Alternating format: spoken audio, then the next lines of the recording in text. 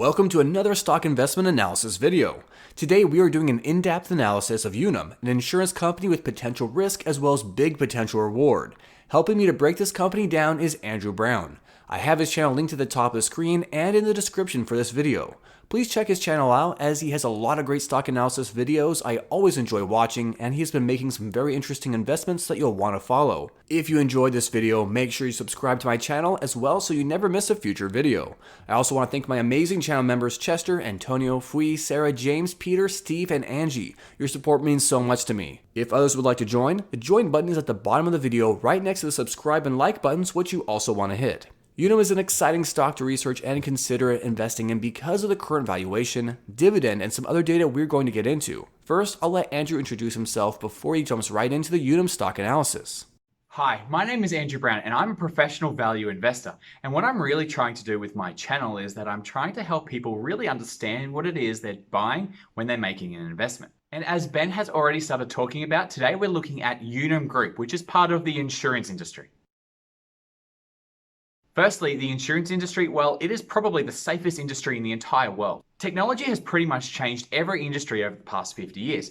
Think healthcare, think online shopping, but for the insurance industry, well, yeah, technology has helped it a little bit get better, but the fundamental idea of insurance hasn't changed for like 300 years. The industry has become more regulated and a lot more competitive, but it is still one of the most important things in the entire world. And the second reason I really like insurance companies is they receive all of this money up front and they pay it out later. And in the meantime, well, they can invest this money in the stock market or whatever investments they like to make as much extra money as possible. So an insurance company that can invest wisely, they can make a lot of money. And if they can make a lot of money through their investments, well, it also makes them a far safer insurance company. What I mean is if they can make a lot of money, well, if a crazy unforeseen event happens and they have a lot of claims they have to pay out, well, they've made a lot of money recently, so they should be okay. Oh, and as a bonus for the stock investment analysis audience, well, I can offer you zombie apocalypse insurance. So let me know if you want a policy because it's only going to cost you $20 a year. All right, that was my nerdy insurance joke. Okay, so now how do we decide whether an insurance company is strong or weak? Like any investment, we want to make sure that the company can handle its debt, it's growing, and it's well managed. And for insurance companies, well, there's a lot of ratios and metrics that people can look at, but I'm just going to show you what the most critical things are and probably going to give you 99% of the way to finding out whether it's a good idea or not. Now, Unum, it's mostly a business benefits insurance company. What it means, Unum's customers are actually businesses, and the businesses are using this insurance for their employees. And this is often given to employees as an incentive for working with this company and staying with that company. Now, my thesis around Unum is this. Over 70% of Americans and the British don't have disability insurance. Also, 75% of the general public, if they were out of work for 3 months, well, they would hit financial trouble. So the opportunity for growth is really big because a large majority of the population do not have the right insurance they need. Now, I actually think that more people are going to look for ways to protect themselves in the future because of the current conditions that we're in. Well, that's made people realize that they're not as safe as they think. So I do think as the world recovers over the coming years that I think insurance is going to benefit greatly. And so many businesses are closed, but there's going to be a time where a lot of businesses are opening up again. And because Unum sells to these businesses, well, as the world does start to recover, I think they're a really good play. But they do have to get through this difficult period and we don't know how long this is going to be. So what I want to see is a low debt to equity ratio, because if I was to see a high debt to equity ratio, well, they might have to raise more money or dilute their shareholders, and we don't want to see that because they might have to do those things just to stay in business. So normally I want to see this below a 0.7, and at 0.33, I think this gives them a lot of safety. So it's definitely a passing grade here. Pretty simple, really. We want to make sure that the company is getting more customers, so we want to see revenue growing. Now, as you can see, it has been flat this year, as businesses have put most things on hold. The good thing about insurance is that it's actually a recurring payment. So revenue didn't just drop off a cliff like we would have seen to a restaurant. But historically, the company has really great growth, as you can see in this graph. So the return on equity for an insurance company shows us how good they are at investing their money. And it also gives us an indication of whether the management are doing a good job with their decision making. The higher the return on equity, the better. I want to see this at least a 10 and consistent, but above a 15 would be amazing. For Unum, with a few down years, which is normal in the insurance world to have a few of these, Generally, the return on equity is about 10%. Currently, it's 11%. Now, that's definitely a pass, but it's not an A+. And also in great news, the consistent share repurchasing and increasing dividend means that the management team are returning value to shareholders. Now, they have suspended this for 2020 as they juggle the lockdown, and maybe that's why the share price is so low. But this is insurance. It isn't going away, and they have said in the conference calls they will be recommencing it in the foreseeable future. Now, the combined ratio is a very insurance-y ratio, but essentially it tells us whether the revenue that they're generating for their clients is more than the money that they're paying out. And obviously for an insurance company, that seems pretty important, right? Now, what I want to see is most years under 100%, because if it's over 100%, well, that's a bad year and claims were paid out more than the money that they received. 1 or 2 bad years are okay, but we definitely want to see it under this 100% level at some stage. Now, for Unum, it has never been below 100%. Now, this is a really big red flag. This means they have to make substantial amounts of money from their investments every year, because as the premiums from their insurance business are not covering all of the claims. Now, I think this is a slight problem and it makes Unum weak, because if their investment side of their business, well, if it starts to struggle, well, there's potential for them to make losses. Now, they have been managing this well so far, so it's not completely uninvestable. But in my opinion, it has increased the risk profile of this company significantly. Now, when I'm looking at investing, what I really want is a really good price. And the best way to see whether we can get a good price for an insurance company is the price to tangible book value. And this essentially is the price that we can buy the shares on the stock market in relation to the company's net assets. Now, for this ratio, I've taken out the intangibles like goodwill and things like that. The reason I take out things like goodwill is because, well, it's really hard to put a real value on what a brand is worth. Now, companies rightly so, well, they do value their brands. For example, Gillette by Procter & Gamble is a very valuable brand. So a brand is definitely worth something, but if the business was to completely stop and it had to sell everything, well, it is possible that you might not get anything for this brand because the product might just not exist anymore. Therefore, just to be safe, I take out the goodwill and other intangible assets. So if the price to tangible book value is 1, well, that means that the price of the shares are worth the exact same as the tangible assets. So if the company was to close down and we were shareholders, well, we should get our money back. And if the number is above 1, well, it means that we won't get all of our money back. And if the number is below a 1, well, that means we should actually make a profit. I've always thought it'd be a great idea to just buy a business where its price to tangible book value is, say, 0.5, and then just sell everything off and double my money. It sounds pretty simple, right? And one day maybe I'll have enough money where I can do that. Okay, so now this is where I get a little bit excited. See, the Unum price to tangible book value is 0.4, and that's far below its historical average of around about 1. Now, this is tricky. Because of that combined ratio, well, I don't think this is a perfectly safe investment. But with that price to tangible book value being so low, I think we could invest in this as a pure asset play. Because we have the opportunity to buy the net assets of the business at literally 40% of its real value. Plus, we mitigate a lot of risk by having a reliable dividend, a strong financial history, and it being in insurance, with the revenue being mostly recurring revenue, which is my favorite type of revenue. So the tangible book value of Unum right now is $50 a share, and that's exactly what I think the company is worth. So a current price of around $20, that's a good deal. Now, I wouldn't pay any more than $25 because we want to maintain a really good margin of safety. And under $25, well, it definitely gives us that. Now, we're in August 2020, so at the current price, do I think Unum is a good company to invest in?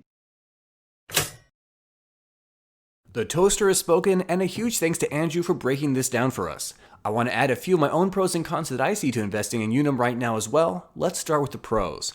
The absolute biggest pro, which Andrew already highlighted, is valuation. The PE is under 4. The PEG ratio is 0.42.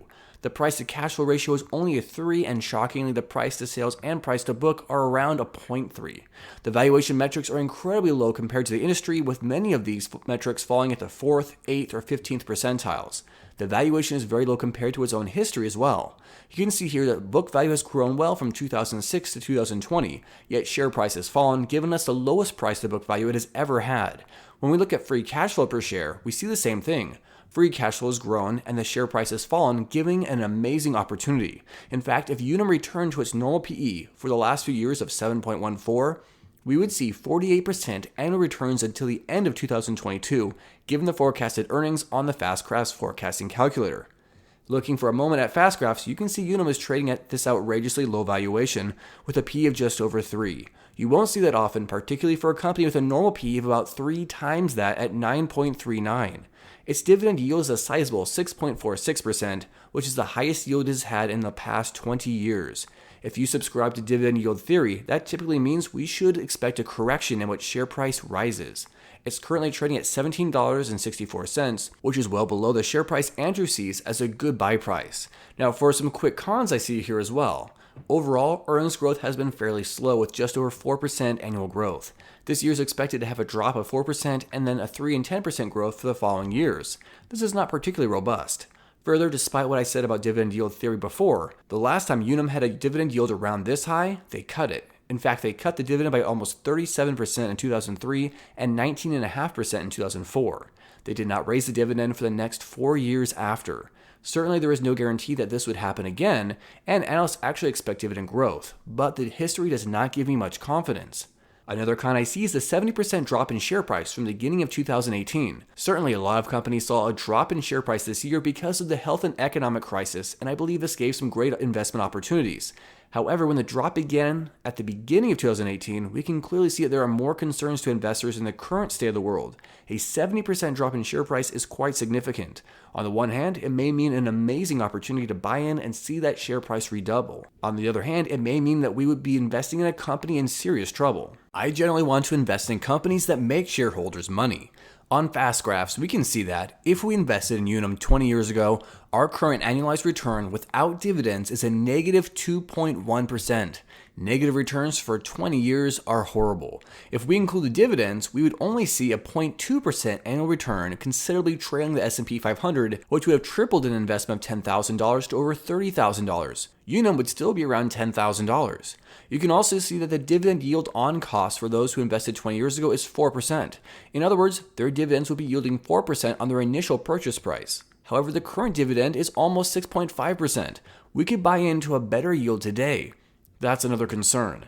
My biggest two concerns for Unum are interest rates and the nature of some of their investments. Regarding interest rates, the Fed has slashed interest rates, which hurts the ability of banks or insurance companies like Unum to make money. With a more limited ability to make money for the company, there will be less money coming back to me as a shareholder.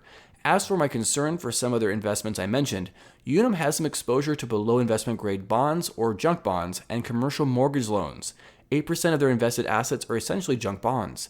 1/2 of their fixed income securities are NIC2 rated. In other words, while they're not junk bonds, they're not the highest quality either, and there could be problems if the economy was to take a hit, like it already has. Last, 6% of their portfolio is in commercial mortgage loans, which also might take a hit. Thus, given the expected continued low interest rates and the less than stellar quality investments mixed with the current economic climate, I have some concern for Unum's investments going forward. A final concern for me is insider buying and selling. Officers, directors, and principal stockholders, which are defined as holding 10% or more of the company stock of publicly owned companies, must submit a report to the SEC publicly announcing their decision to buy or sell. There are lots of reasons for an executive to buy or sell some of the shares of their company they are managing. However, usually if we see a lot of buying by these corporate executives, it is a good sign. If they are willing to put millions of their own dollars into the company, it's because they believe in the company and are expecting to make a lot of money with their investment. I do my best to analyze these companies, but I can assure you I know far less about them than the CEO, CFO, and so on. As an example, let's take a look at the trades of executives for Energy Transfer, a big position in my portfolio, and which I made a video on a couple months ago. You can see that out of the last almost 30 trades, only 2 were sales, the rest were buys. Since February, you can see that 4 different directors, the COO, the CFO, the CEO, and the president and CCO were all buying shares. Not just a few shares either. Many of these purchases are in the millions or hundreds of thousands of shares at a time. That's a very good sign for me. Now let's look at the same data for Unum. As you can see, all the trades shown here were sells, not buys. If we go back to the next 40 before this 40, we again see only selling. For the 40 before that, it is also only selling. Finally, if we go all the way back to 2010, we find the first purchase on February 5, 2010. Although there are plenty of reasons to sell, Not having a single buy in over 10 years is not a great sign for me, and it does not give me the confidence I am looking for in my investments. Overall, I believe a buy at $20 per share or below is a good buy-in price. For the sake of a margin of safety, I would not buy higher than $20. I'd also need to see that this company is superior to all the other insurance and managed care investment options. I see more potential in insurance companies like Prudential or United Healthcare at this time, although United's valuation is far less favorable. Based on information from E-Trade, it looks like analysts generally agree with prices set at around $22 and $19 per share towards the middle, with $11 at the low end and $30 at the high end. What are your thoughts? Do you see the risk worth the reward? Leave a comment and don't forget to subscribe to Andrew Brown's and my channels. Thank you so much for watching, and as always, good luck with your investing.